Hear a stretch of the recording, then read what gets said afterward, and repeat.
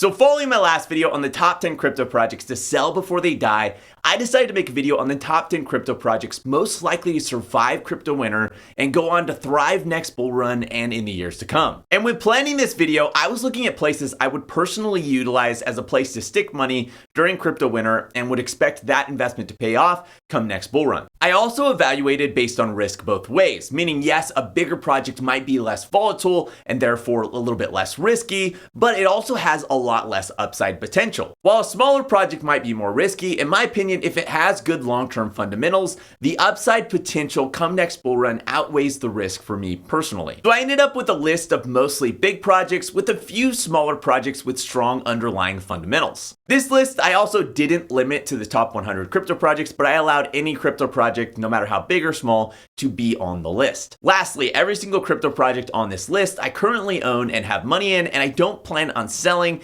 any of these projects until at least the next bull run. Because I own these projects, I think some people might say, well, you have a personal bias for these projects, that's why you put them on the list. And I would agree that on some level, it is very difficult to separate personal bias when putting together a list like this. But I'd also point out there are a ridiculous amount of crypto projects on the market, and it's very difficult for me to go in and properly evaluate every single one. But a clear indicator of what projects I actually believe would survive crypto winter would be the ones that I'm willing to put my personal money into. In fact, it would be really odd if I named a project that I thought would go on to thrive next bull run, but I didn't personally invest in, because if I really believed it was going to thrive, why wouldn't I personally be invested in that? All right, number one on the list is AAVE. AAVE is a liquidity protocol that allows people to lend and borrow crypto. It originally launched as ETHLend in 2017, but later changed its name to AAVE in 2018. AAVE has already survived one of the worst crypto winters the crypto market has ever had, and not only survived, but went on to become one of the biggest crypto protocols on the market after. At one point during the last crypto winter, AAVE had a market cap of 7 million and a price of less than a cent. Today though, AAVE is in the top 50 crypto projects on the planet, and its current price is $102 with a market cap of 1.4 billion. I think AAVE won't have a problem adjusting to the new crypto season, seeing as it was pretty much born and forged in the last crypto winter. Second on my list is a pretty small project, and that's Sphere. And I know this one is going to be a bit controversial. Sphere is a protocol that strategically acquires governance rights over other protocols, then utilizes its majority governance to build out ecosystems that benefit Sphere and the protocols it now owns majority stake in. It's like the hostile takeover crypto protocol, and slowly it's been building strategically in the Polygon ecosystem, trying to systematically take over the liquidity game on Polygon.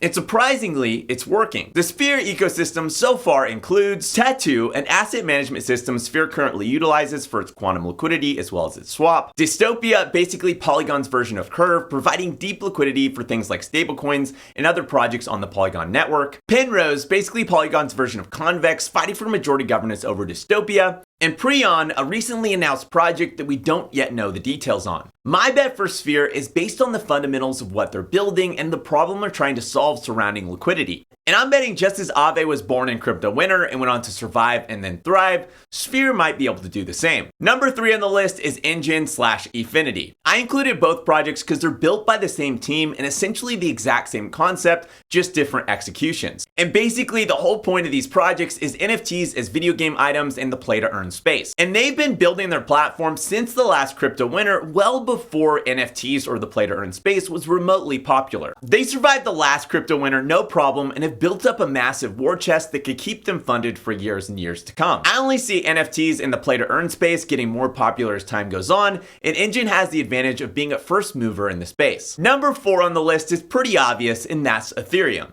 This one is a given, I think, for most people, but I had to include it because it's a huge part of my personal winter strategy. Ethereum has its big merge event just around the corner, possibly happening as early as this fall. The merge will switch Ethereum from being proof of work to proof of stake, and completely flip the token from being inflationary to being deflationary. And one of the biggest things that people complain about when it comes to Ethereum is the really high gas fees. And the merge won't fix that, but Ethereum's vision moving forward is that retail investors wouldn't actually be using Ethereum to transact, but they'd be utilizing layer 2s built on top of Ethereum like Polygon. Layer 2s get all the benefits of Ethereum's security, which Ethereum is the second most secure network on the planet, but they also get the benefits of really cheap gas fees. In fact, with Layer 2s, the more users that onboard onto the Layer 2 network, the cheaper the gas fees get over time. Ethereum is one of the oldest projects in the crypto space. It's sat in the number 2 spot for forever, and it is by far the biggest crypto network by total value locked, and the competition isn't even close. I don't see Ethereum going anywhere anytime soon. Number 5 on the list is Polygon. Polygon is a Layer 2 sort of hybrid blockchain built on top of Ethereum. It gets all the benefits of Ethereum's security, but also offers super cheap gas fees for retail investors. My reasoning for picking Polygon is I believe that when the Ethereum merge happens,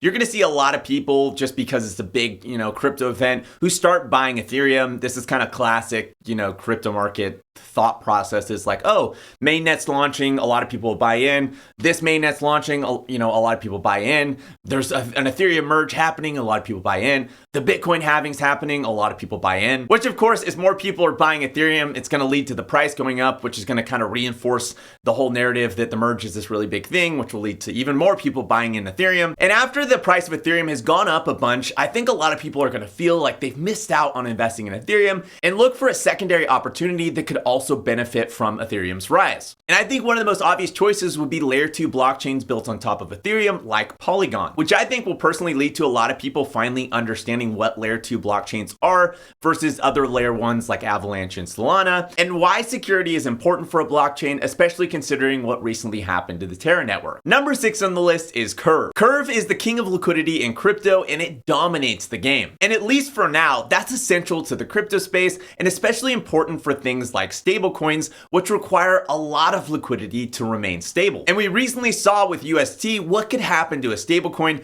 when it doesn't have enough liquidity. Curve is still the best platform in the space for low slippage and deep liquidity, and I don't see it going anywhere anytime soon. Number 7 on the list is Binance. Binance, because of its cheap fees, has been the go-to platform for crypto degens and has built up some pretty solid projects on the platform over time. It's got the second highest total value locked, and if you don't know what total value locked means, it just means money within the ecosystem. There's $9 billion in wealth currently circulating within the Binance blockchain ecosystem. And over time, it's been able to consistently stand as a reliable network, offer cheap fees, and attract both users and high quality projects. On top of the fact that it too survived the last crypto winter and then went on to thrive this last bull run, and outside some sort of catastrophic event, I just don't see it disappearing anytime soon. Number 8 on the list is Olympus DAO. Now this one might also be a little bit controversial, but I'm a huge believer in what Olympus is building and the entire Olympus ecosystem. Olympus aims to be the decentralized reserve currency, and it gained massive popularity last year,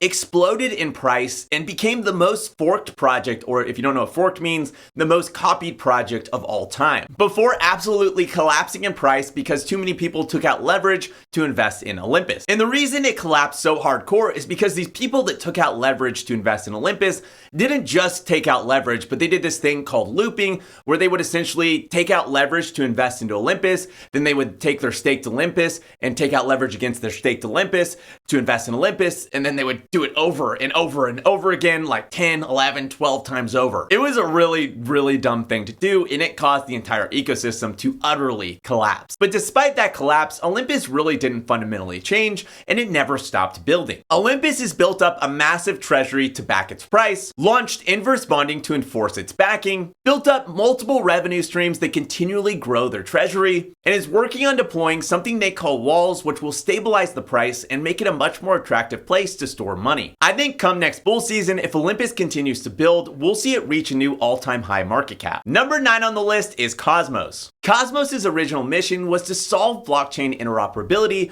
to allow blockchains to talk to each other. It ended up accomplishing that mission with IBC and continues to expand and build. Currently, blockchains like Secret Network, Kronos, Thorchain, and even Binance are built using Cosmos. And this allows them to mesh together and build cross-chain in a way that other blockchains just aren't able to do. Cosmos calls this the internet of blockchains, and I believe that as more and more blockchains are built using the Cosmos platform, it'll make it a more and more attractive space because people will want to connect their blockchains into this giant ecosystem that is forming within the Cosmos space. And number 10 on the list is, of course, the king of cryptos, Bitcoin. It's a given at this point that Bitcoin will survive this winter, as it has so many other crypto winners before this. And Bitcoin is definitely a place I'm storing a good portion of my wealth during crypto winter, as it's historically the safest place to store money in crypto. And I have no doubt we'll eventually see $100,000 Bitcoin if it's a bull run before the next Bitcoin halving, or a bull run because of the next Bitcoin halving. And there's also a lot of really smart people in the space who've been eerily accurate with their past predictions,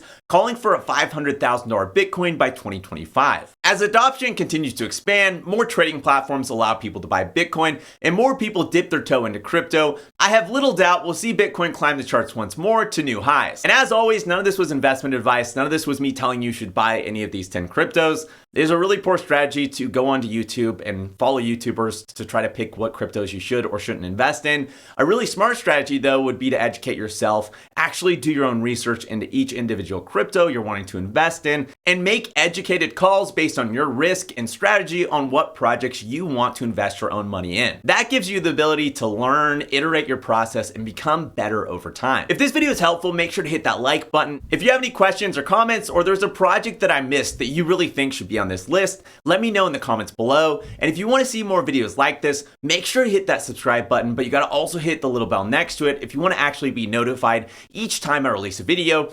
Thanks for watching, and I'll see you next week.